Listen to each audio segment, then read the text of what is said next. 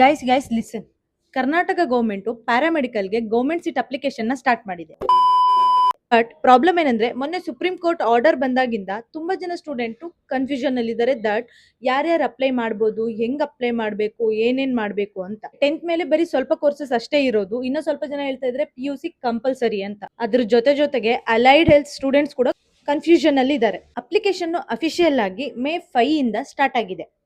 ಆದ್ರೆ ಎಲಿಜಿಬಿಲಿಟಿ ಎಲ್ಲ ಕೋರ್ಸ್ಗೂ ಡಿಫರೆಂಟ್ ಆಗಿದೆ. ಸೊ ನೀವು ಅಪ್ಲೈ ಮಾಡೋಕ್ಕಿಂತ ಮುಂಚೆ ಎಲಿಜಿಬಿಲಿಟಿನ ಚೆಕ್ ಮಾಡ್ಕೊಳ್ಳೋದು ತುಂಬಾ ಇಂಪಾರ್ಟೆಂಟ್. ಎಕ್ಸಾಂಪಲ್ 10th ಆದ್ಮೇಲೆ ನೀವೇನಾದ್ರೂ ಪ್ಯಾರಾಮೆಡಿಕಲ್ ಮಾಡ್ಬೇಕಂದ್ರೆ ಇಷ್ಟೇ ಕೋರ್ಸ್ ಅವೈಲೇಬಲ್ ಇರುತ್ತೆ ಅಂತ ಹೇಳಿ ಮೊನ್ನೆ ಹೈಕೋರ್ಟ್ ಆರ್ಡರ್ ನ ಪಾಸ್ ಮಾಡಿದೆ. ಆದ್ರೆ PUC ಸ್ಟೂಡೆಂಟ್ಸ್ ಹಾಗಲ್ಲ. PUC ಸ್ಟೂಡೆಂಟ್ಸ್ ಯಾರಿಗಾದ್ರೂ ಪ್ಯಾರಾಮೆಡಿಕಲ್ ಮಾಡ್ಬೇಕಂತ ಇದ್ರೆ ಅವರಿಗೆ ತುಂಬಾ ಆಪ್ಷನ್ಸ್ ಇರುತ್ತೆ.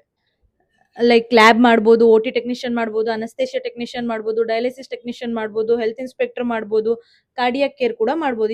ತುಂಬಾ ಆಪ್ಷನ್ಸ್ ಇದೆ. ಶಾಕ್ ಆಗೋದು ಏನ್ ಗೊತ್ತಾ, ಇನ್ನ ತುಂಬಾ ಸ್ಟೂಡೆಂಟ್ಸ್ಗೆ ಡಾಕ್ಯುಮೆಂಟೇಶನ್ ಏನೇನ್ ಬೇಕು, ಗೌರ್ಮೆಂಟ್ ಸೀಟ್ ಪ್ರೊಸೆಸ್ ಹೆಂಗಿರುತ್ತೆ, ಹೆಂಗ್ ಅಪ್ಲೈ ಮಾಡ್ಬೇಕು, ಎಲಿಜಿಬಿಲಿಟಿ ಹೆಂಗ್ ಚೆಕ್ ಮಾಡ್ಬೇಕು, ಇದು ಯಾವ್ದ್ರ ಬಗ್ಗೆನೂ ಐಡಿಯಾನೇ ಇಲ್ಲ.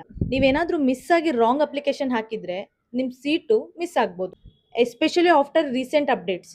So court order basis, eligibility check, ಹಾಗೆ ಡಾಕ್ಯುಮೆಂಟೇಶನ್, ಫೀಸ್, ಇದ್ರ ಬಗ್ಗೆ ಕಂಪ್ಲೀಟ್ ಆಗಿ ನಾನು ನನ್ನ ಯೂಟ್ಯೂಬ್ ಚಾನಲ್ ಅಲ್ಲಿ ಎಕ್ಸ್ಪ್ಲೈನ್ ಮಾಡಿದ್ದೀನಿ. ಅದು ಲಿಂಕ್ ಬಂದ್ಬಿಟ್ಟು ನಾನು ಬಯೋ ಅಲ್ಲಿ ಹಾಕಿರ್ತೀನಿ. ಬೇಗ ಹೋಗಿ ವಿಡಿಯೋನ ನೋಡಿ. ಯಾರು ಗೌರ್ಮೆಂಟ್ ಸಿಟಿಗೋಸ್ಕರ ವೇಟ್ ಮಾಡ್ತಿದ್ರಲ್ಲ, ಈ ವಿಡಿಯೋ ನಿಮ್ಗೋಸ್ಕರ ಮಿಸ್ ಮಾಡ್ಕೊಳಕ್ಕೆ ಹೋಗ್ಬೇಡಿ.